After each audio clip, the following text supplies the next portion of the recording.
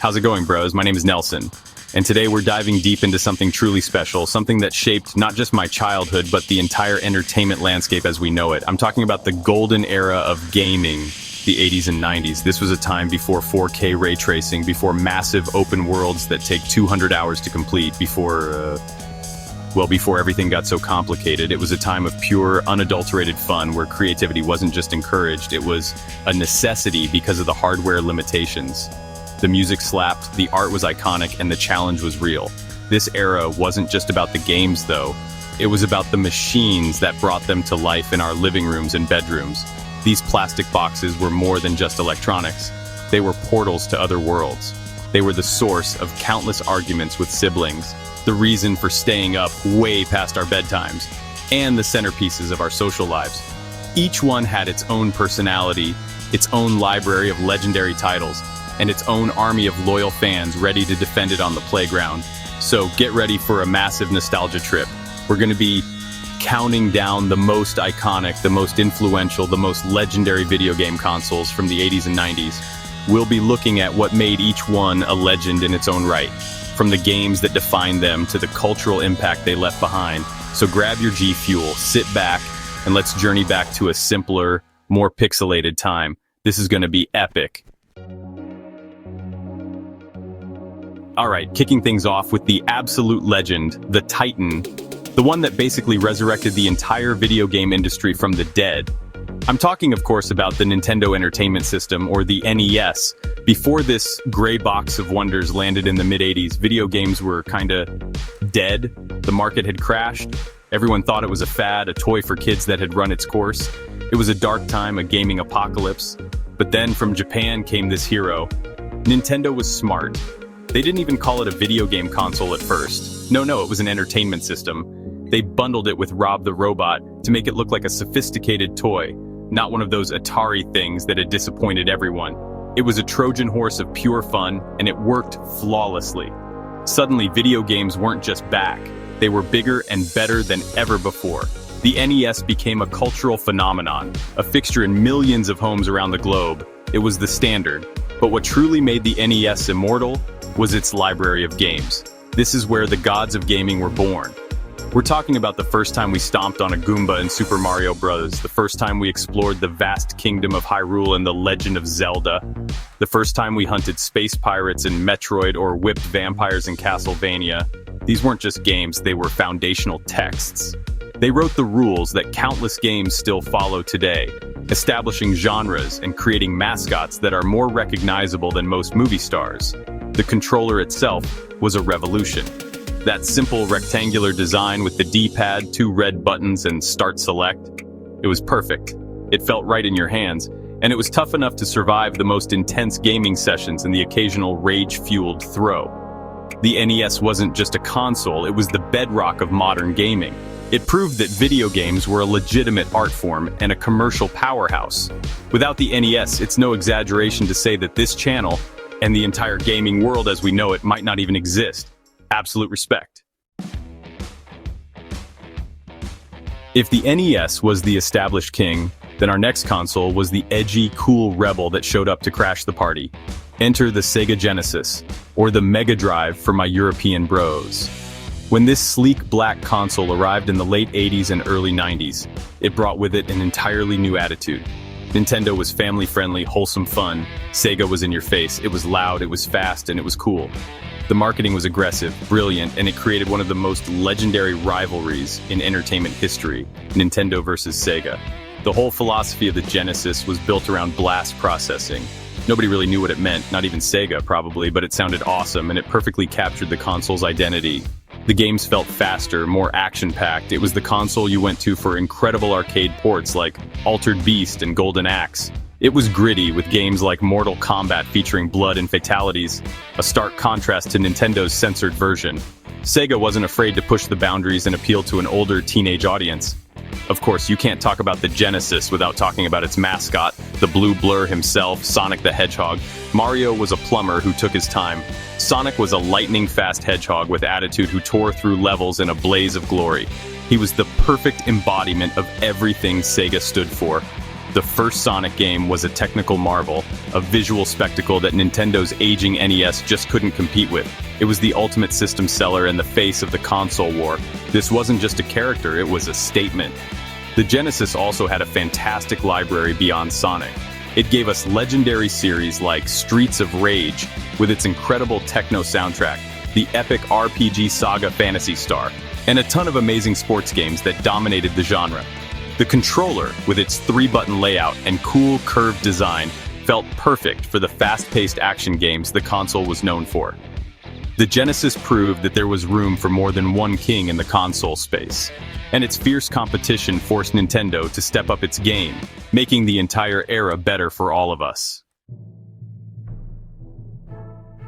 Sega may have thrown the first punch in the 16-bit war, but Nintendo's response was a knockout blow. The Super Nintendo Entertainment System, or SNES, was an absolute masterpiece of a console. It might not have had the blast processing marketing gimmick, but what it did have was sheer power and an unparalleled library of games that are still considered some of the greatest of all time. The SNES took everything the NES did and elevated it to a whole new level with richer colors, more detailed sprites, and a sound chip that produced an orchestral quality soundtrack. The design of the console itself was iconic, especially the North American purple and gray version. But the controller was perfection. It took the classic NES layout and improved upon it in every way, adding 2 extra face buttons, X and Y, and the revolutionary shoulder buttons, L and R. This design was so good, so influential, that it became the blueprint for almost every single controller that has come after it. It opened up entirely new possibilities for gameplay, allowing for more complex actions and controls that developers eagerly took advantage of. And what developers they were. The SNES is arguably the king when it comes to legendary third-party and first-party support. This is the console that gave us The Legend of Zelda: A Link to the Past, a game that perfected the 2-dimensional action-adventure formula. It gave us Super Metroid, a masterclass in atmosphere and non-linear exploration, and it gave us Super Mario World, a launch title that many still consider to be the best 2-dimensional platformer ever made, introducing us to Yoshi in a world brimming with secrets. But it didn't stop there. The SNES was the undisputed champion of the RPG genre. This was the home of Squaresoft's golden age, with timeless classics like Chrono Trigger with its epic time-traveling story, and Final Fantasy VI, released as 3 in the US, a game with such a powerful narrative and cast of characters that it still brings tears to my eyes. The SNES wasn't just a step up from the NES, it was a quantum leap. It represents the absolute pinnacle of 2-dimensional gaming, a golden era of creativity and quality that has rarely been matched since. As the 16-bit era was hitting its peak, a new challenger was preparing to enter the ring, and it would change the game forever. This wasn't a toy company, it was an electronics giant. I'm talking about Sony and the original PlayStation. Originally planned as a CD-ROM add-on for the SNES, Nintendo famously backed out of the deal at the last minute, publicly humiliating Sony. Well, Sony took that anger and channeled it into creating a machine that would not only compete with Nintendo, but completely dominate the next generation of gaming. The PlayStation represented a seismic shift. It left behind the world of 2-dimensional sprites and expensive cartridges, and fully embraced the power of 3-dimensional graphics and the massive storage capacity of the compact disc. Suddenly, games could have full-motion video cutscenes, CD-quality audio, and vast polygonal worlds that were impossible on older hardware. It felt like the future had arrived. The sleek gray design of the console and the iconic controller, which would later evolve into the DualShock, felt mature, sophisticated, and cool. This new technology opened the floodgates for new kinds of experiences. It's where we first snuck around Shadow Moses Island in Metal Gear Solid, a game that blurred the lines between cinema and gaming.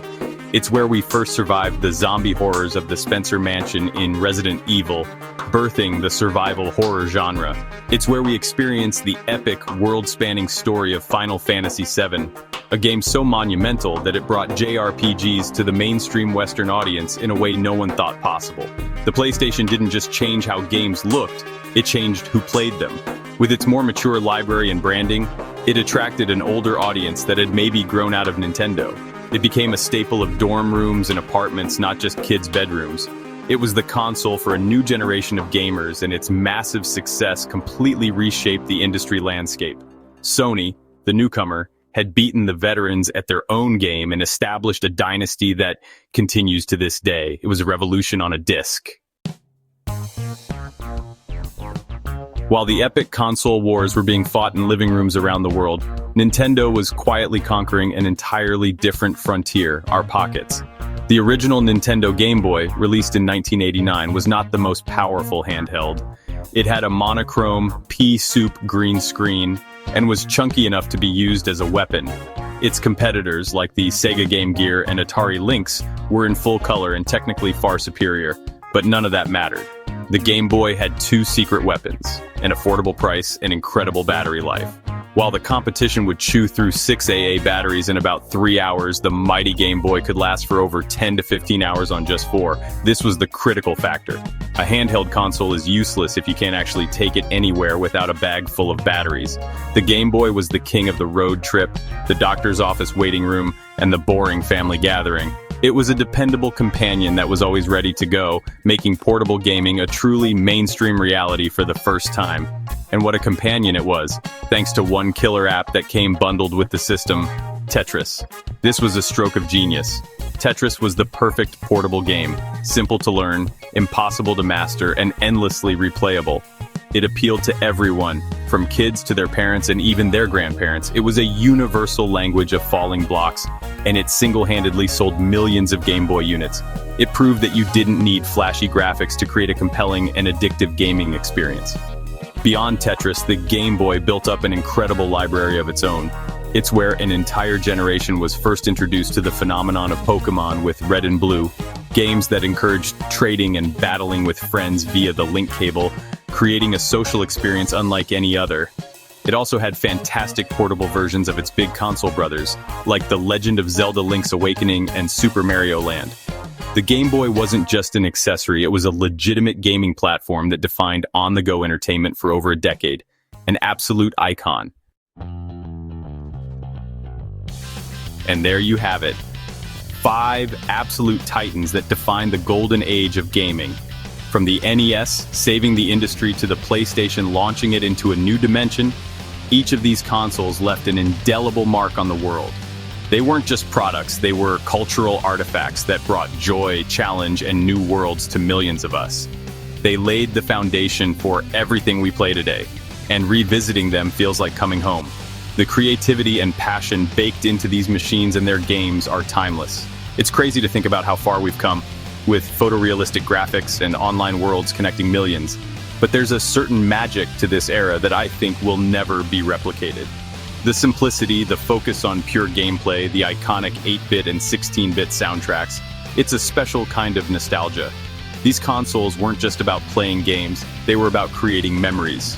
Whether it was finally beating that boss you were stuck on for weeks or trading Pokemon with your best friend. But now I want to hear from you guys. This was my list, but the console wars are never truly over. What was your favorite retro console from the 80s or 90s? Was it one of these 5, or was it a different legend like the TurboGrafx 16 or the Dreamcast? Let me know in the comments below. I want to read all your stories and memories. Thank you so much for watching. If you enjoyed this trip down memory lane, make sure to hit that like button and subscribe for more. My name's Nelson, and I'll see you in the next one. Floor Gang out.